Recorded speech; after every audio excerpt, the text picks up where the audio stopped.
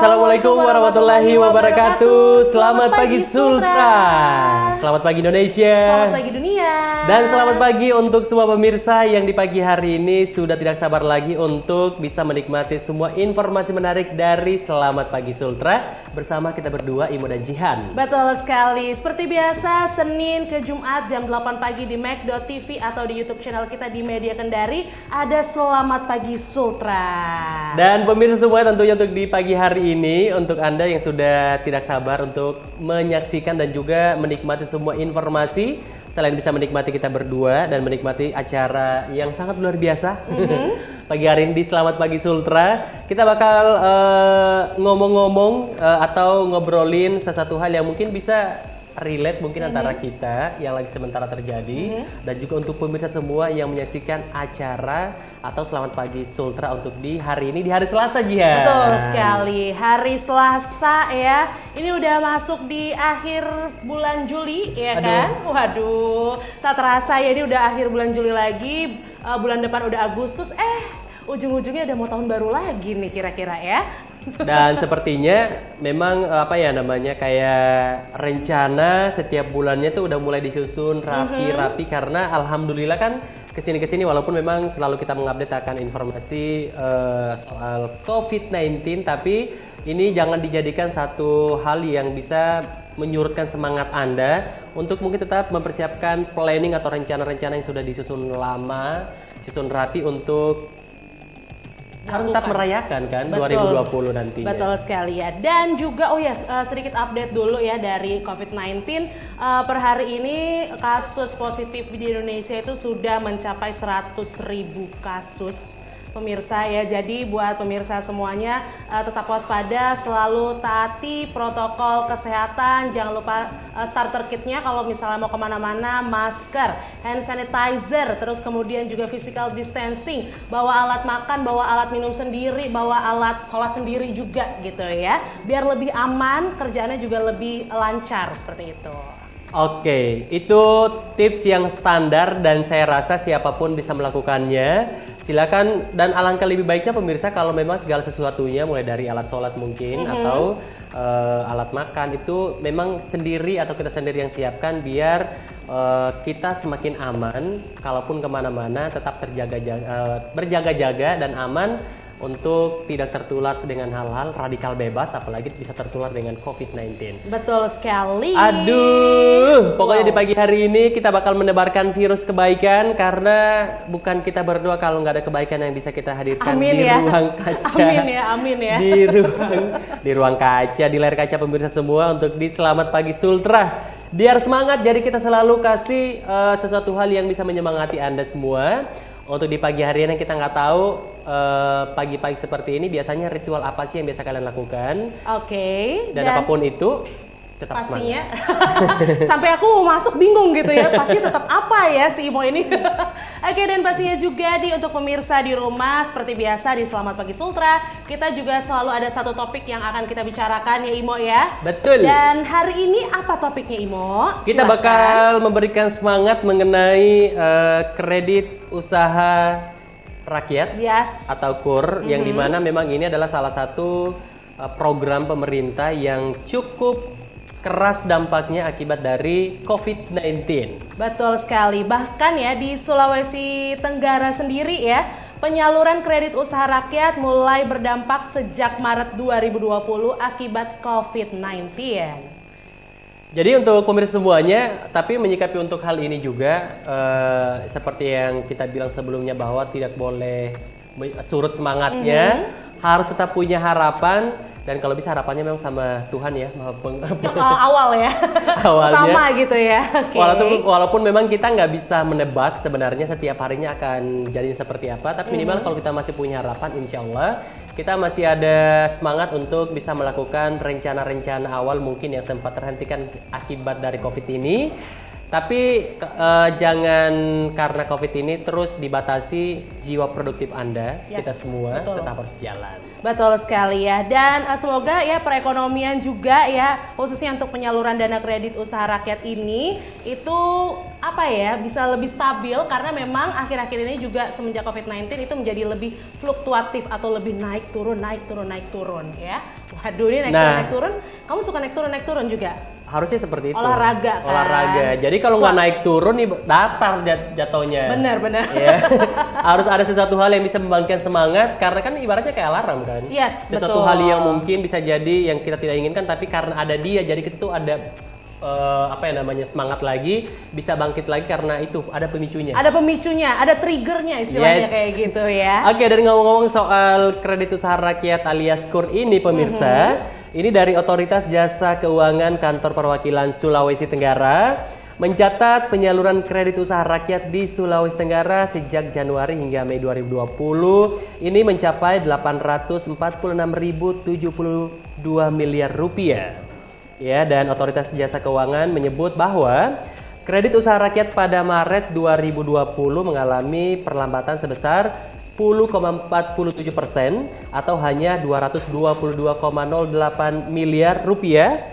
Bahkan hingga Mei 2020 nih pemirsa, penyaluran kredit usaha rakyat ini hanya menyentuh angka 39,92 miliar rupiah aja. Oke, dan Kepala Otoritas Jasa Keuangan Kantor Perwakilan Provinsi Sulawesi Tenggara, Muhammad Fredly Nasution mengatakan porsi penyaluran kredit usaha rakyat pada sektor produksi atau non-perdagangan 2020 itu sebesar 57% dan angka ini tuh masih di bawah target yakni 60%. Nah, untuk pemirsa semuanya, di sisi lain ini juga Jihan mengenai soal kredit usaha rakyat, namun penyaluran untuk kredit usaha atau kredit ultra mikro oleh Pegadaian dari 2017 sampai dengan 2020 ini juga ternyata hanya mencapai 14,63 miliar rupiah aja, dan sedangkan oleh program PNPM ini hanya mencapai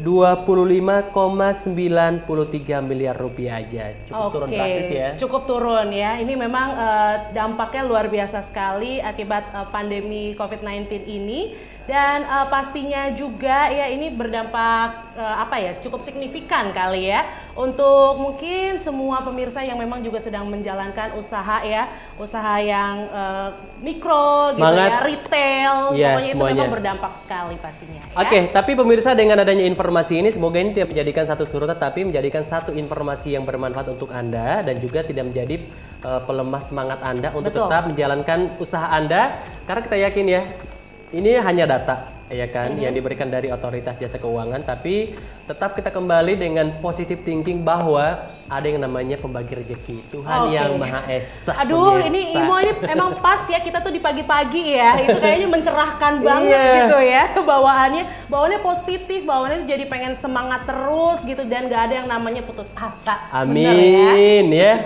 Dan semoga pemirsa semuanya dengan hadirnya kita juga ini bisa menjadi satu penyemangat untuk Anda semua di rumah. Semoga dengan informasi-informasi yang selalu kita sajikan di layar kaca Anda semua seperti yang kita bilang di awal tadi, ini menjadikan satu obat dan sesuatu hal yang pemirsa tunggu-tunggu. Aku nggak bisa bangun pagi kalau nggak ada mereka berdua. Bagus.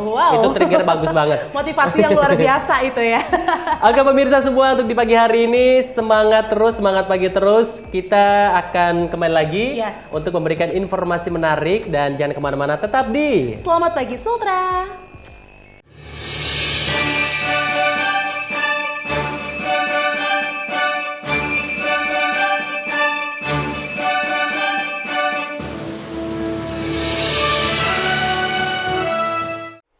Berikut perkembangan kemunculan gejala sakit COVID-19 yang tampak dari hari ke hari ketika infeksi virus corona sudah terjadi.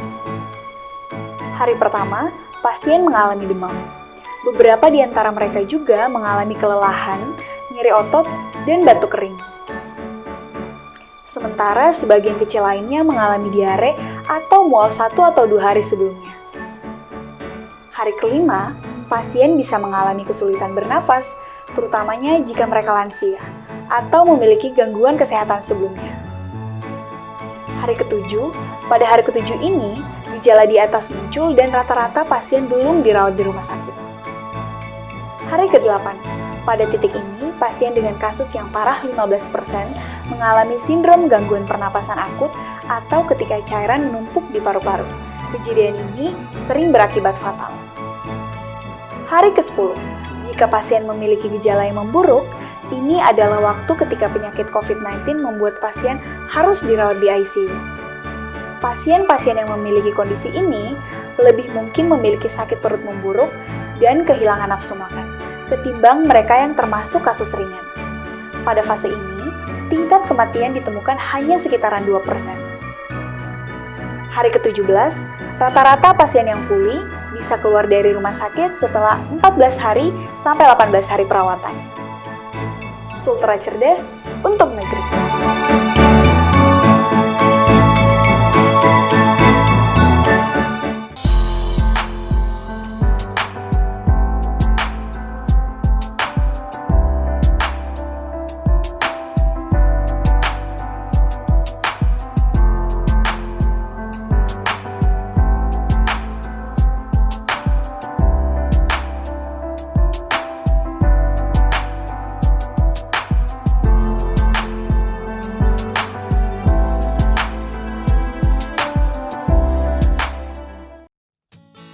Tujuan PPDB online adalah 1.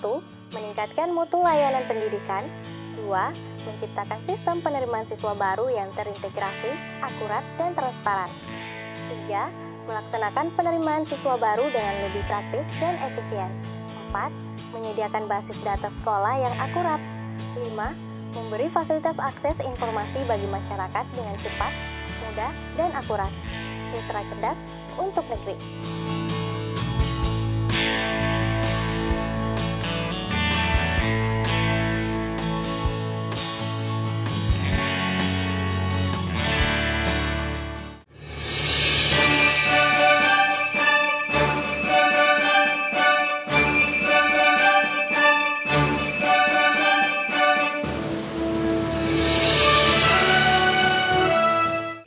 Oke pemirsa, masih di Selamat Pagi Sultra, dan untuk Anda mungkin yang baru narik selimut dan berasa bahwa hari ini masih hari Minggu. Hehehe. Udah hari Selasa. Udah Selasa, jauh banget ya Pak ya? Iya. Karena kadang-kadang karena kemarin kan memang kita kebanyakan di rumah, ya kan? Jadi mungkin bisa jadi hari itu, kamu pernah nggak sih merasa bahwa udah nggak kenal hari? Aku banget. Itu nggak aku kenal banget. tanggal juga. Tapi karena udah kembali beraktivitas kembali, apalagi untuk Anda semua yang sudah kembali bekerja di kantor, sudah nggak ada WFH, ya harus move on. Betul, ya? betul ya. Oke, dan pastinya juga nih untuk pemirsa ya, kita sedikit lagi, sebentar lagi akan membagikan berita-berita menarik untuk di hari ini. Jadi diingatkan dulu mungkin untuk pemirsa semuanya yang sedang menonton kita, jangan lupa untuk selalu streaming di Mac.tv dan juga di Media Kendari YouTube channel. Oke, kita langsung aja ke berita pertama, langsung dibawakan oleh yang di samping saya. Silahkan Bapak Imo. Oke pemirsa semuanya, untuk Anda yang masih memikirkan kira-kira fluktuasi harga untuk hari ini gimana, tahan dulu ya. Kita bagikan satu informasi menarik untuk Anda semua. Ini dari Kecamatan Rumbia di Kabupaten Bombana. Puluhan warga Desa Lantawuna, Kecamatan Rumbia, Kabupaten Bombana, Sulawesi Tenggara, ini berunjuk rasa di depan kantor Bombana pada hari Senin 27 Juli 2020 nih pemirsa. Mereka memaksa masuk di dalam kantor Bupati Bombana, namun dihalu oleh aparat kepolisian yang berjaga.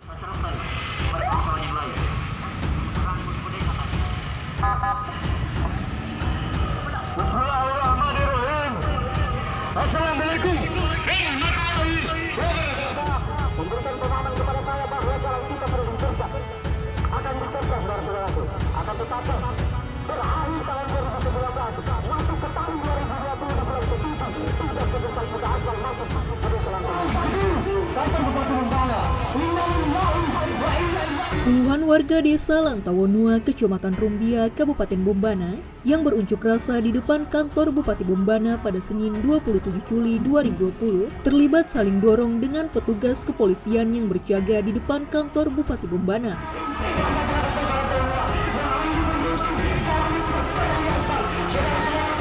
Aksi saling dorong terjadi saat massa yang tergabung dalam Front Rakyat Pemerhati Lantawonua memaksa masuk ke dalam kantor untuk menemui bupati.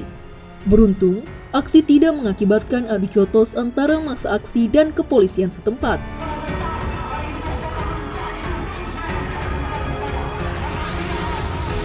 Koordinator lapangan, Refli mengatakan 4 kelurahan dan 1 desa di Kecamatan Rumbia, Desa Lantawonua yang sangat tertinggal karena jika musim panas penuh debu dan bebatuan.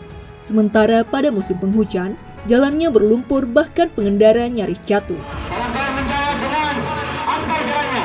Sekarang, Lantawonua. Hingga hari ini, Desa Lantawonua apabila terik matahari panas, jalannya akan saudaraku, penuh dengan bebatuan. Dan ketika hujan saudara-saudaraku, mungkin jalannya kita harus jatuh tertinggal-tinggal di jalan itu saudara-saudaraku. Hal inilah yang kemudian membuat kita turun ke jalan menagih janji Bupati Bombana yang katanya ketika 25 Mei maka aspal Lantawonua itu akan segera diaspal. Betul atau tidak saudara-saudaraku? Kami merasa puluhan tahun Lantawonua sudah puluhan tahun Kabupaten Bombana terbentuk, tapi sampai detik ini kami tetap tidak dapatkan. Bagaimana tidak? Sampai hari ini kami tidak pernah melalui jalanan yang layak. Bahkan jalanan kampung kami tidak layak disebut sebagai jalanan, lebih layak disebut sebagai kubangan lumpur. Kami di sini bersumpah dan kami bagi janji Bapak Bupati yang berjanji akan mengaspal jalan kami. Tapi sampai detik ini, sampai hari ini, jalan kami tidak pernah tersentuh oleh namanya aspal. Dari Bombana, Hasrun, Mekdo TV melaporkan.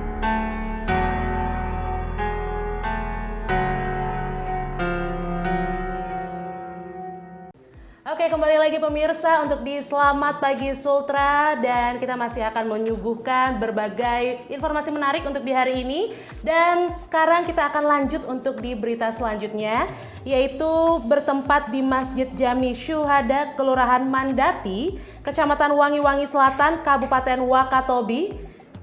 Sejumlah tokoh agama KDM Mandati menggelar doa bersama untuk kemenangan bakal calon atau balon Haliana dan juga Ilmiati pada pemilihan kepala daerah serentak 9 Desember 2020. Untuk informasi selengkapnya, mari kita saksikan. Sejumlah tokoh agama KDM Mandati menggelar doa bersama untuk kemenangan bakal calon Haliana Ilmiati pada pemilihan kepala daerah serentak 9 Desember 2020.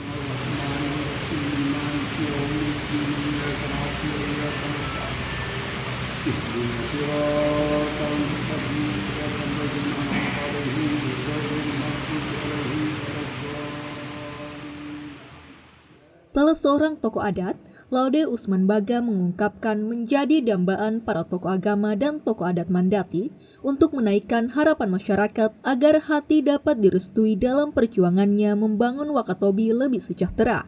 Permintaan masyarakat, coba ajak beliau supaya mulai doanya dari sini baru dia bekerja.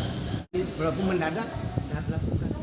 Pertama-tama ini bahwa doa ini dulu, doa tolak bala ini supaya dalam perjalanannya terhindar dari segala macam bahaya. Jadi doa tolak bala kan? Iya. Kemudian doa selamat supaya ada keselamatan apa yang dia niatkan, ada apa yang diinginkan. Ya. Lalu masyarakat ini menginginkan tadi intinya seperti yang disampaikan. Kita inginkan lagi ada perubahan lagi lebih bagus daripada.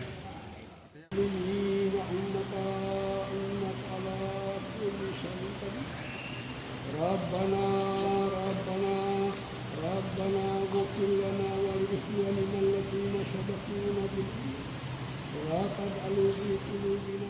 Dari Wakatobi, Asrul Hamdi, Mekdo TV melaporkan. Baik pemirsa, untuk di Selamat Pagi Sultra, kita melangkah ke berita selanjutnya. yakni di fase new normal ini, di mana kita ketahui banyak sekali yang sudah mulai kembali ya untuk usaha-usaha, baik itu restoran maupun juga perhotelan. Seperti ini, perhotelan mulai membuka kembali fasilitas dan event-event yang sebelumnya ditutup karena pandemi COVID-19, salah satunya Swiss Bell Hotel Kendari. Untuk berita selengkapnya, kita akan saksikan bersama-sama, namun kita jeda iklan terlebih dahulu. Jangan kemana-mana, tetap di Selamat Pagi Sultra.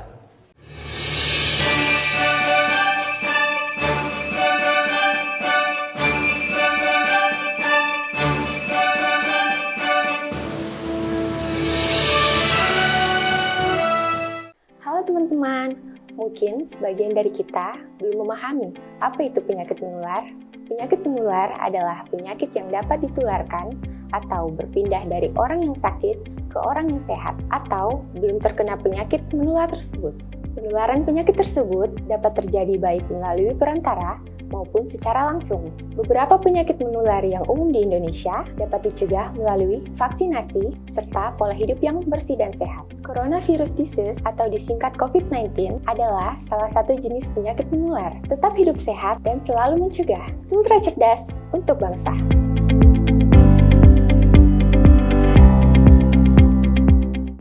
Bagaimana cara pencegahan penyakit menular, khususnya COVID-19? Berikut hal yang bisa dilakukan. Yang pertama, sering cuci tangan menggunakan sabun atau hand sanitizer. Yang kedua, gunakan masker bila batuk dan pilek. Yang ketiga, konsumsi gizi seimbang.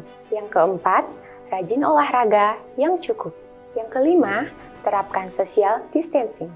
Yang keenam, hindari keramaian, apalagi kontak fisik dengan orang lain. Yang ketujuh, jika batuk, pilek, dan sesak nafas, segera ke fasilitas kesehatan.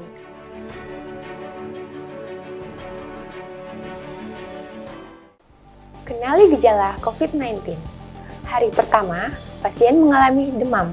Hari kelima, pasien bisa mengalami kesulitan bernafas. Hari ketujuh, pada hari ketujuh ini, gejala muncul, namun pasien belum dirawat di rumah sakit. Hari ke-8, pada titik ini, pasien dengan kasus yang parah 15% mengalami sindrom gangguan pernapasan akut. Hari ke-10, jika pasien memiliki gejala yang memburuk, ini adalah waktu ketika penyakit COVID-19 membuat pasien harus dirawat di ICU. Hari ke-17, rata-rata pasien yang pulih bisa keluar dari rumah sakit setelah 14-18 hari perawatan. Selalulah mencegah dan taat akan protokol kesehatan. Sultra cerdas untuk negeri.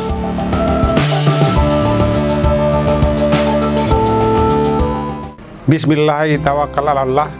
La haula wala quwata illa billah.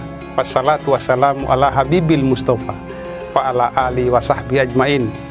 Assalamualaikum warahmatullahi wabarakatuh. Marhaban ya Ramadan, kaum muslimin dan muslimat dimanapun Anda berada.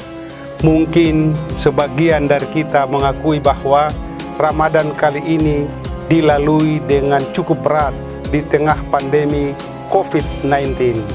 Namun Ramadan adalah bulan yang suci, bulan penuh rahmat dan mulia. Mari kita tetap kuat dan tegar menjalankan amalan Ramadan kali ini, dan merugilah kita meninggalkan Ramadan tanpa menjalankan amalan-amalan Ramadan ini sendiri. Atas nama pribadi dan keluarga besar Dinas Perhubungan Provinsi Sulawesi Tenggara, kami mengucapkan selamat menjalankan ibadah puasa Ramadan 1441 Hijriah. Semoga Allah Subhanahu wa Ta'ala selalu melindungi dan merahmati kita semua. Demikian waqul ja'al haqq wa jahaqal batil innal batila kana jahuka. Sungguh kebenaran itu akan tiba dan kebatilan itu akan lenyap. Wassalamualaikum warahmatullahi wabarakatuh.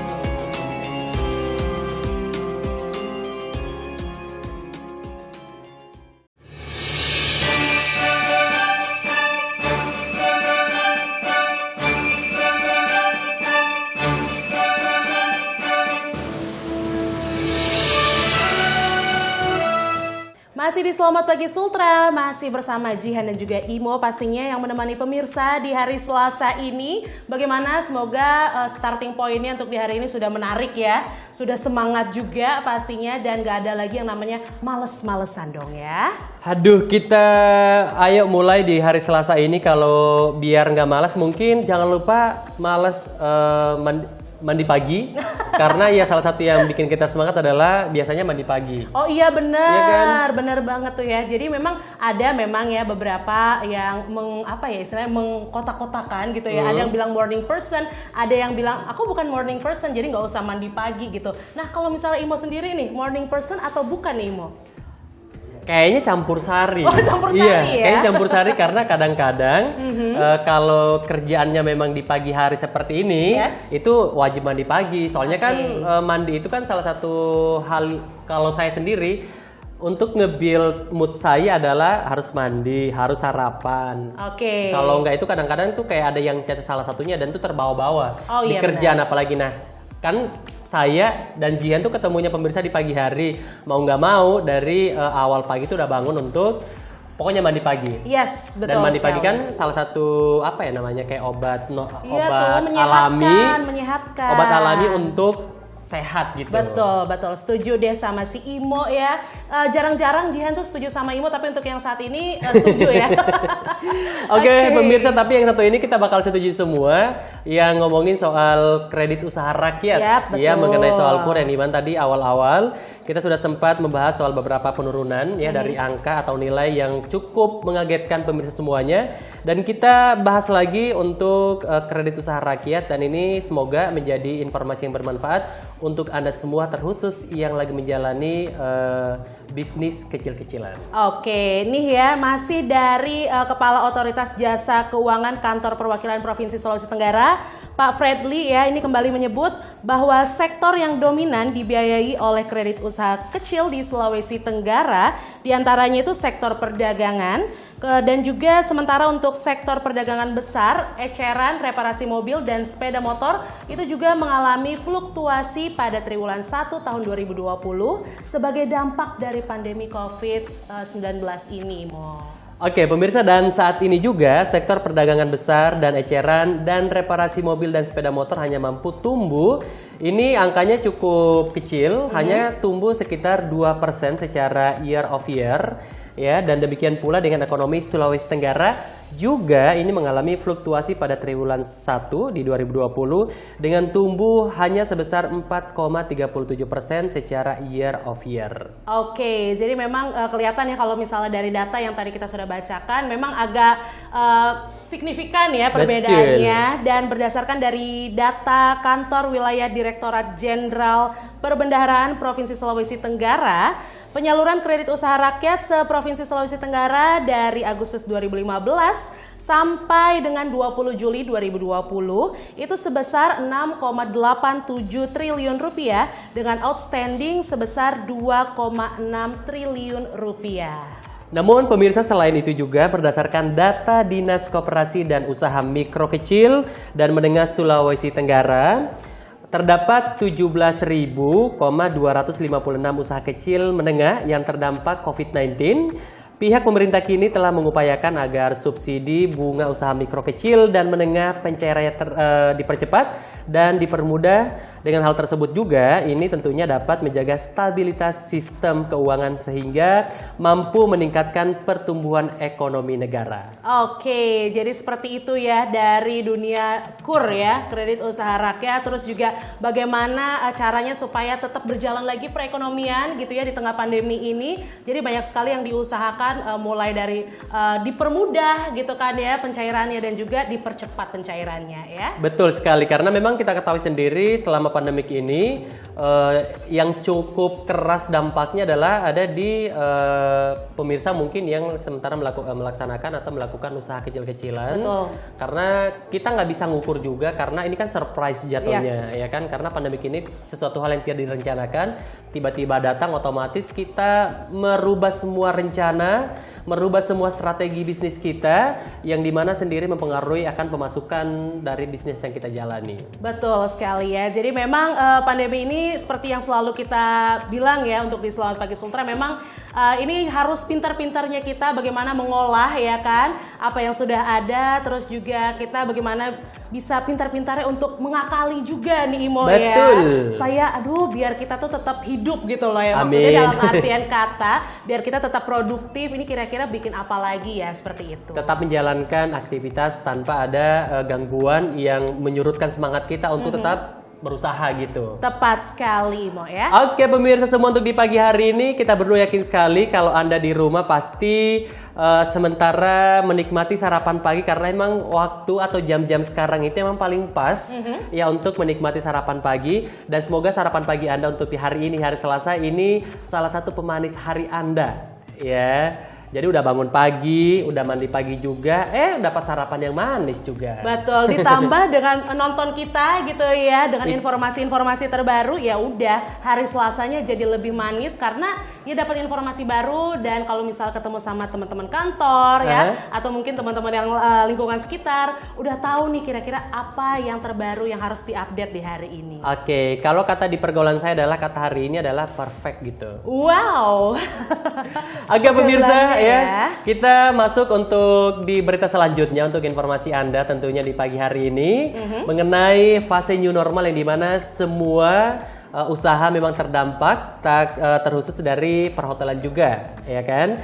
Kini atau kali ini perhotelan mulai membuka kembali fasilitas dan event-event yang sebelumnya ditutup ya untuk di fase new normal ini akibat COVID-19 nih pemirsa. Salah satunya Swiss Bell Hotel Kendari yang kini mulai menggelar wedding. Seperti apa berita selengkapnya? Yuk kita saksikan bersama-sama.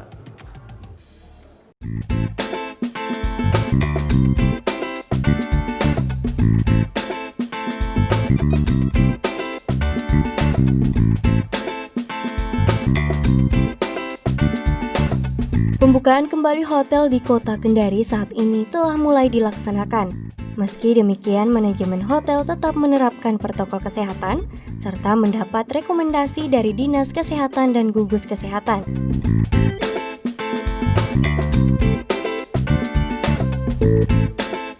Untuk kegiatan resepsi pernikahan misalnya, pihak hotel melakukan pemeriksaan bagi tamu pengunjung di pintu masuk tamu, berupa pengecekan suhu tubuh, mewajibkan mengenakan masker, hand sanitizer. Tamu atau pengunjung harus melewati semprotan disinfektan.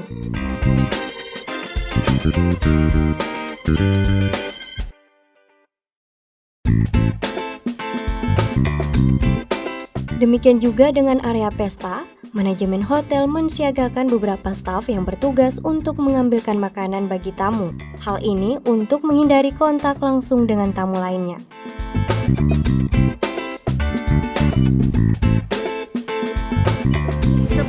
Sebenarnya kan kalau anjuran dari pemerintah kan itu 50% yang harus kita mengurangi jumlah undangan menjadi 50% saja. Itu dari pihak tamunya. Kalau dari pihak kami sebenarnya berapapun peks yang ingin diselenggarakan di hotel kami itu bisa, cuma kami atur. Jadi kami atur berdasarkan waktu. Hal yang sama juga dilakukan kafe milik Fortune Fronton Hotel Kendari. Ya, kalau sebetulnya diawali dengan kondisi saat ini ya. Kita kan dari bulan Maret sudah COVID, sudah pandemi. Kemudian semua teman-teman banyak yang di PHK, banyak yang tutup. Jadi kita berpikir ini usaha apa supaya teman-teman tetap bekerja dan juga istilahnya bisa punya penghasilan lah. Nah di saat itu boleh terpikir hanya kuliner yang bisa hidup, karena bisa delivery, bisa itu yang safe lah ya aman.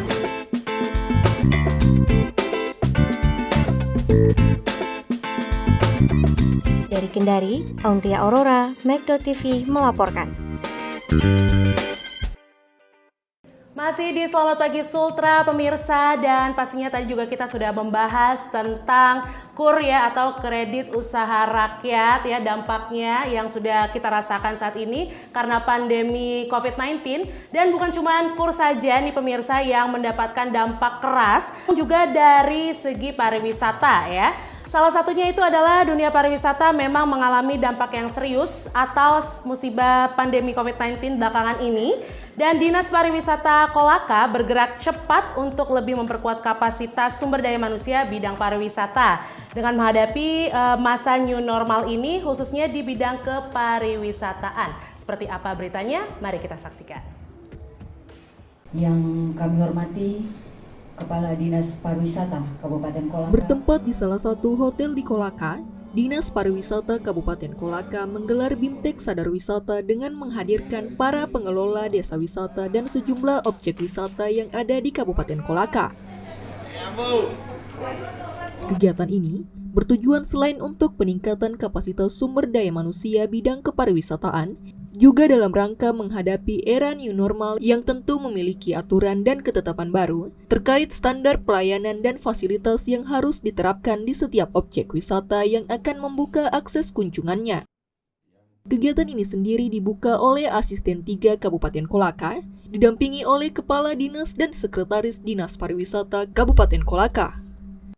Kepala Dinas Pariwisata Kabupaten Kolaka, Zulkarnain Mansur mengucapkan agar industri pariwisata segera menggeliat kembali, namun dengan harapan wajib menerapkan standar protokol kesehatan COVID-19 yang telah ditetapkan pemerintah pusat dan daerah. Tujuan Bintek Sadar Wisata ini yang pertama tentunya karena saat ini adalah kondisi COVID-19, kita berharap bahwa setelah instruksi Bupati dan sudah melewati prakondisi, kita melakukan Bintek Sadar Wisata karena kita berharap ke depannya destinasi wisata atau industri pariwisata di Kabupaten Kolaka ini sudah mulai menggeliat dengan kewajiban tetap mengikuti protokol kesehatan atau protokol COVID yang insya Allah kita akan budayakan atau menjadikan kebiasaan baru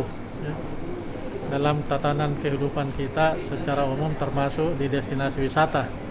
Misalnya seluruh pengelola dan pengunjung wisata wajib menggunakan masker, kemudian wajib menjaga jarak, dan tentunya juga kita berharap selalu mencuci tangan. Ini yang paling utama tentunya kita harapkan dengan adanya Bintek Sadar Wisata.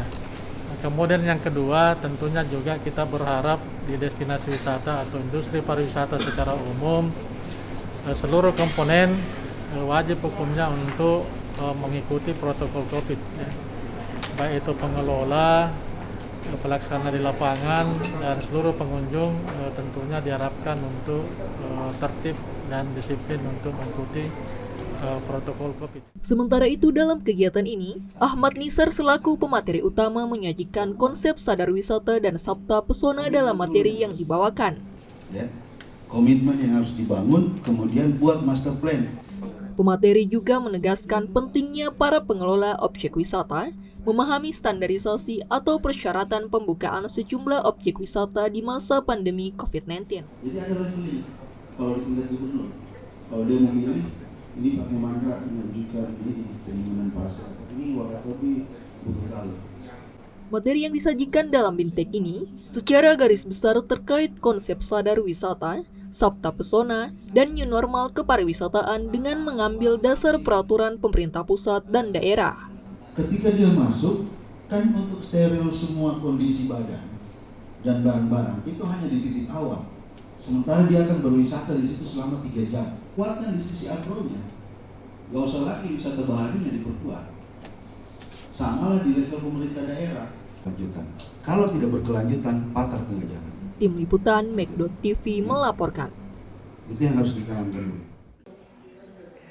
Oke pemirsa semua, dan kita berharap tentunya semoga dengan adanya fase new normal ini segala sektor tidak terhalangi. Salah satunya adalah datangnya dari sektor pariwisata yang tetap berjalan tapi dengan menjalankan protokol kesehatan ya. Betul sekali. Dan karena kalau misalnya tidak dilakukan sesuai dengan protokol kesehatan yang ada, lonjakan itu akan semakin besar ya. Seperti berita yang nanti akan kita bacakan, yaitu lonjakan kasus positif COVID-19 yang direspons pengetatan kembali pembatasan sosial berskala besar dan penutupan lagi kegiatan usaha terus mengancam pemulihan ekonomi Amerika Serikat. Berita selengkapnya usai jeda pariwara berikut ini.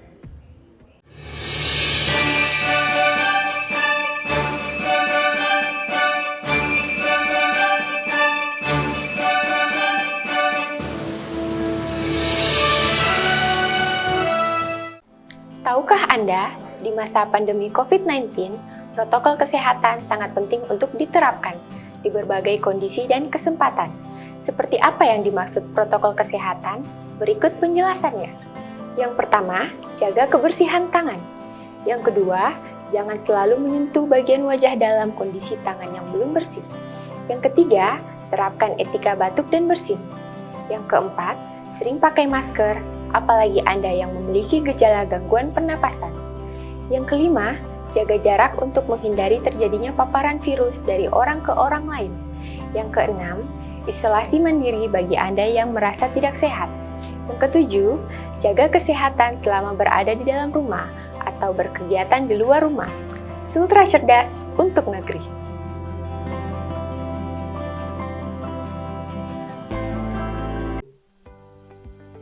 Halo Sobat Sultra Cerdas, sebenarnya apa yang dimaksud dengan COVID-19?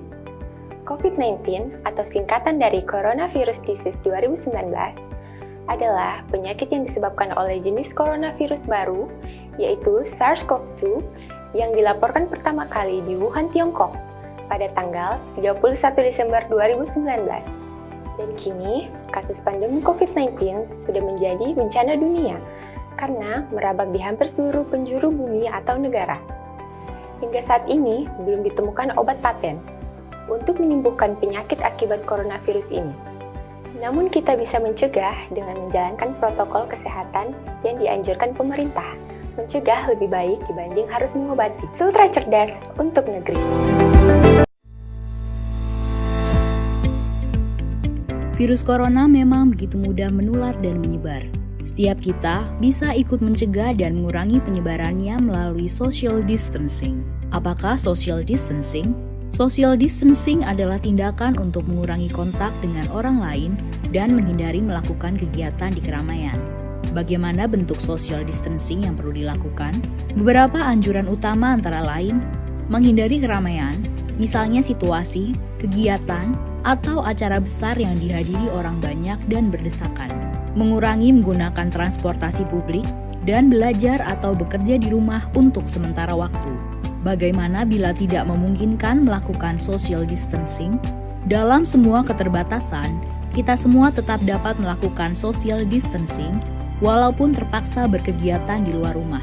Siapapun yang baru datang dari negara terpapar COVID-19 atau bila kita menunjukkan gejala sakit, disarankan untuk tidak keluar rumah selama 14 hari atau self-quarantine atau segera cari bantuan medis. Selain dua kondisi di atas, yang perlu dilakukan adalah mengurangi sebisa mungkin kegiatan di luar rumah dan di keramaian. Bila harus keluar rumah dan menggunakan kendaraan umum, perlu menghindari waktu ramai atau peak hours. Hindari menyentuh permukaan yang mungkin dipegang orang lain juga. Misalnya, pegangan tangga atau gagang pintu. Bila harus berpergian dengan pesawat, kereta, atau bus, cari tahu mengenai status keamanan tempat yang akan kita datangi. Hindari berdesakan dengan orang lain, gunakan masker bila diperlukan, dan jangan lupa segera mandi dan bersihkan diri setiba di tujuan. Bila perlu membeli makanan atau kebutuhan lain, sebisa mungkin gunakan layanan pesan antar. Bersihkan atau cuci barang yang dibeli sebelum disimpan, dan utamakan memesan makanan yang matang sempurna. Bila perlu berolahraga, pilihlah yang dapat dilakukan di dalam rumah atau yang dilakukan di tempat terbuka. Hindari jam-jam ramai, hindari berbagi peralatan, dan jangan lupa mandi atau bersihkan diri setelah berolahraga. Bila anak bosan belajar di rumah, sebisa mungkin beri kegiatan untuk dilakukan di dalam rumah. Bila sangat mendesak, pilih kegiatan yang bisa dilakukan di ruangan terbuka yang tidak ramai. Ajarkan kebiasaan bersih-bersih setiap selesai berkegiatan, dan beri penjelasan dengan baik tanpa menakut-nakuti ataupun membuat panik. Apalagi yang perlu dilakukan selain social distancing, jangan lupa mempraktekkan kebiasaan bersih antara lain, cuci tangan sebelum beraktivitas untuk menghindari virus atau kuman kita menyebar kepada orang lain. Cuci tangan setelah beraktivitas agar kita terlindung dari virus atau kuman dari luar. Mandi dan berganti pakaian secepatnya setelah berpergian untuk memastikan rumah dan lingkungan tempat tinggal kita tidak terkontaminasi. Berdiam diri di rumah adalah pilihan yang bijak untuk saat ini. Namun demikian, social distancing bisa diterapkan di mana saja. Beri empati kepada saudara-saudara kita. Kondisi masing-masing berbeda. Mari tingkatkan solidaritas. Dalam pelaksanaan social distancing, pemerintah pusat dan daerah akan tetap memfasilitasi dan memberikan pelayanan terbaik bagi rakyat. Mari bersama kita lawan Corona.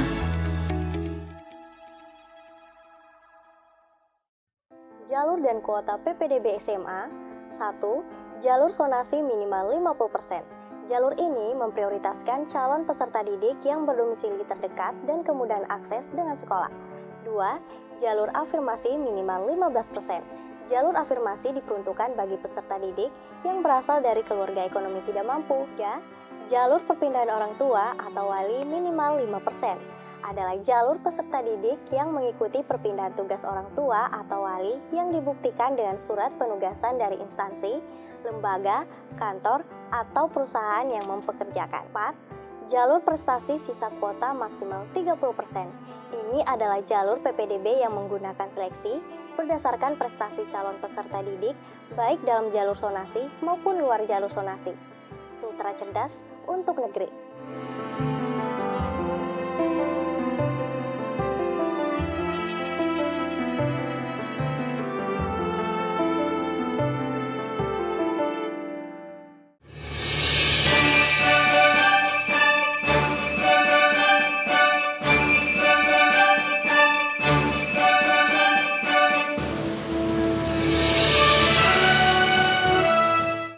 Baik pemirsa di Selamat Pagi Sultra, untuk di pagi hari ini, untuk Anda juga yang sementara siap-siap untuk berangkat di tempat aktivitas, semoga segala sesuatunya lancar, sukses, dan hati-hati di jalan ya. Kalau memang lagi fokus kendara, tolong jangan megang handphone dulu atau alat seluler lainnya, biar benar-benar fokus untuk nyetir.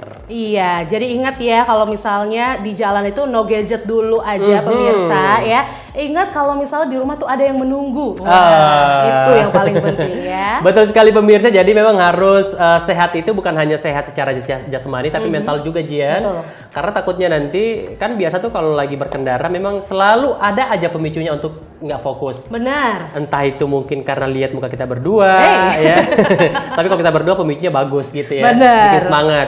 Atau kadang-kadang ada telepon dari klien penting gitu ya. Yes. Tapi kalau memang benar-benar penting, paling nggak melipir aja dulu, terus diangkat kalau memang telepon. Betul gitu. sekali. Atau nggak pakai handsfree aja. Oh iya, ya kan? sekarang udah ada handsfree kan, Pakai handsfree gampang. aja, jadi biar lebih gampang. Terus juga kendaraannya tetap aman seperti itu ya. Oke, walaupun mungkin untuk berita yang kita bahas soal KUR ini nggak pakai handsfree karena memang Iya, betul. ada aturannya langsung yang sudah diatur langsung oleh jasa keuangan, ya otoritas jasa keuangan pemirsa semuanya. Tapi kita yakin sekali dengan adanya aturan ini, semoga kredit usaha rakyat minimal stabil untuk di angka yang memang cukup rendah untuk ini, dan semua pemirsa yang punya usaha ini tetap berjalan, semoga tidak sampai gulung tikar karena untuk melanjutkan hidup keras tantangannya. Wow.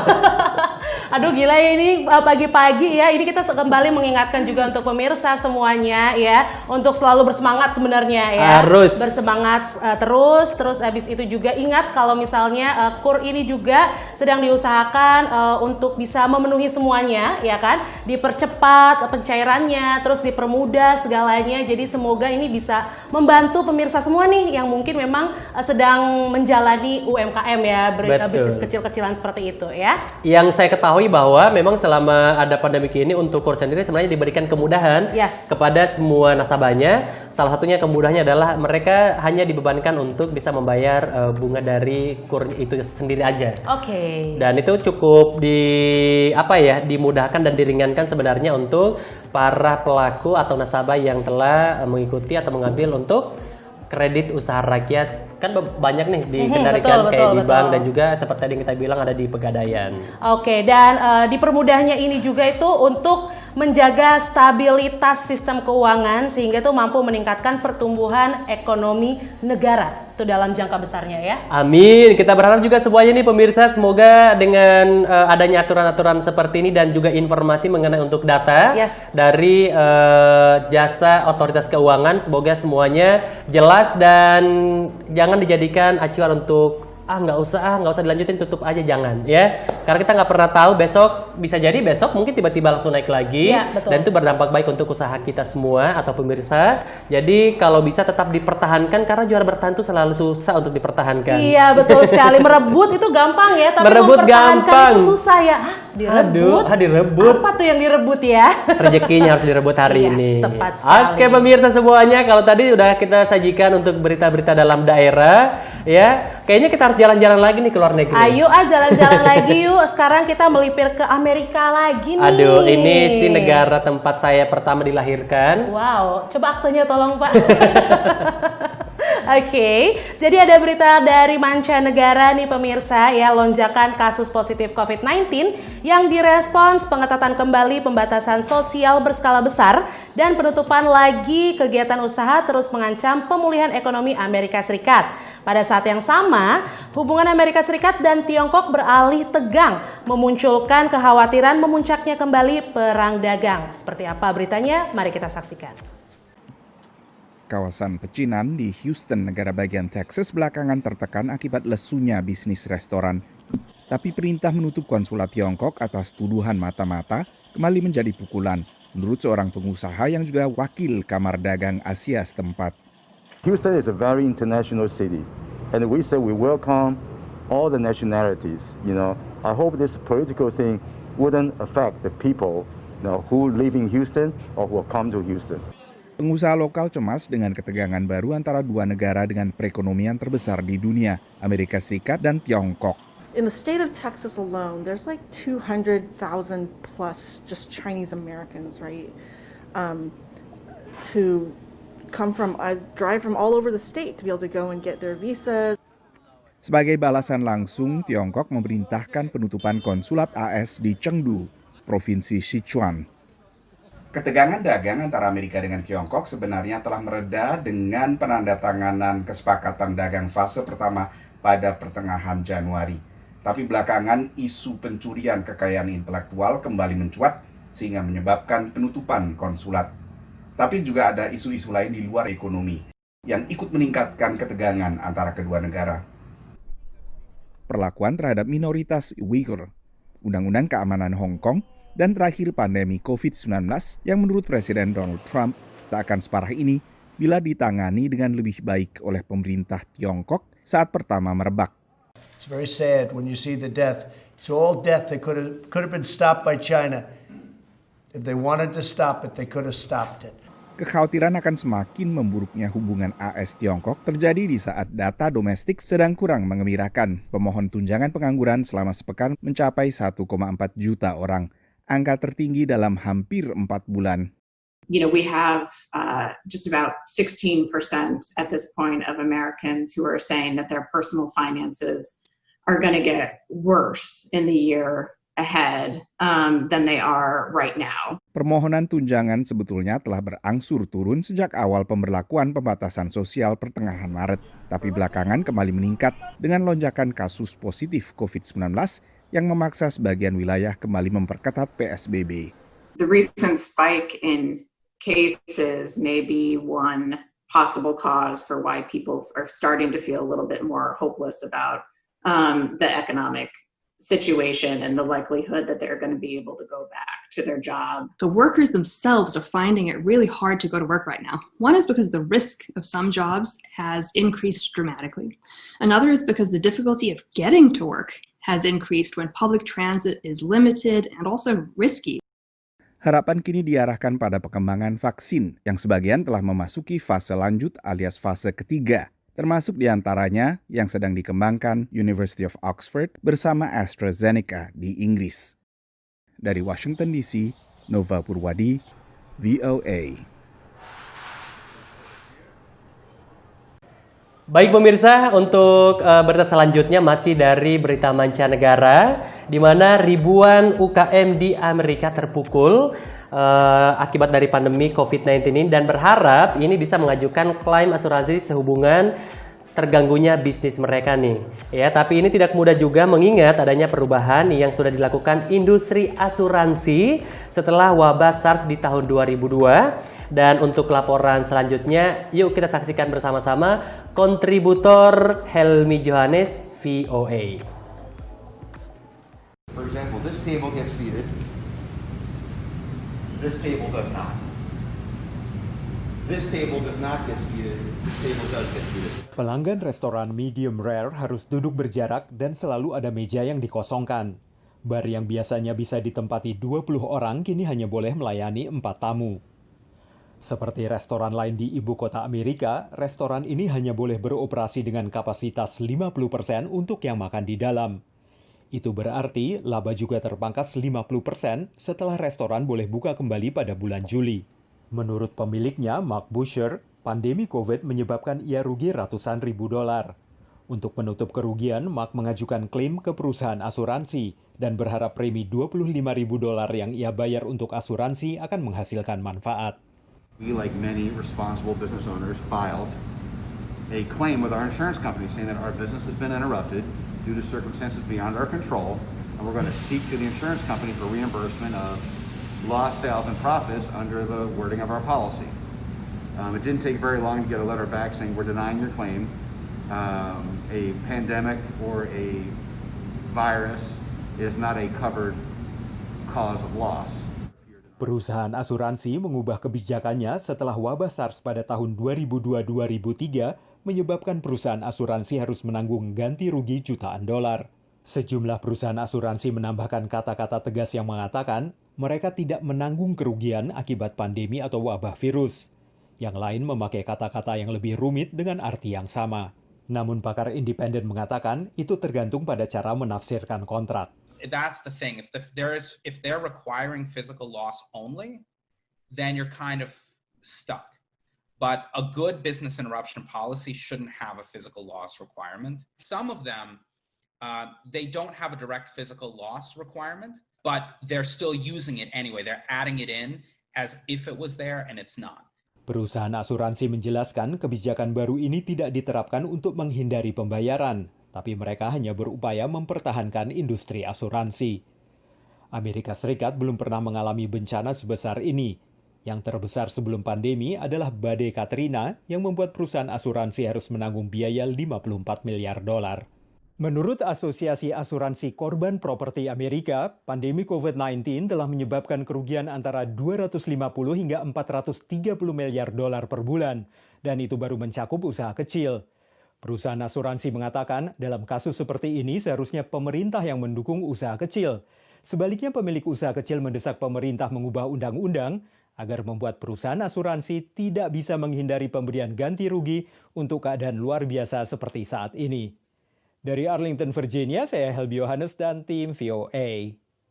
Baik pemirsa, masih di Selamat Pagi Sultra. Wah, sudah banyak sekali nih ya berita-berita dari yang lokal sampai yang internasional. Wow. Dan semoga ini menjadikan satu semangat baru untuk di hari Selasa hari ini. Kalau memang ya bukan cuma kita aja yang kesusahan di sini, ternyata juga di belahan dunia sana juga ada yang merasa kesusahan sampai sekarang. Jadi udah santai aja menjalani hidupnya. Yang penting punya semangat hidup dan juga punya semangat dan juga produktivitas. Oke, ya jadi sekali lagi jangan merasa paling, aduh ini semua cuma saya doang yang merasakan gitu ya. Enggak ya ternyata. Kata kuncinya bersyukur sih. Bersyukur dulu, betul sekali ini pemirsa. Jadi untuk di pagi hari ini, selain dengan semangat baru seperti yang Imo tadi bilang, kita juga harus mensyukuri hal-hal kecil yang ada di samping kita, yang di dekat kita, supaya kita tuh jadi nggak rasa nggak rasa stres gitu kan ya. Aduh, berarti memang circle harus diperbaiki dari sekarang, dibangun baik-baik circle-nya. Semoga tidak ada pemicu untuk Anda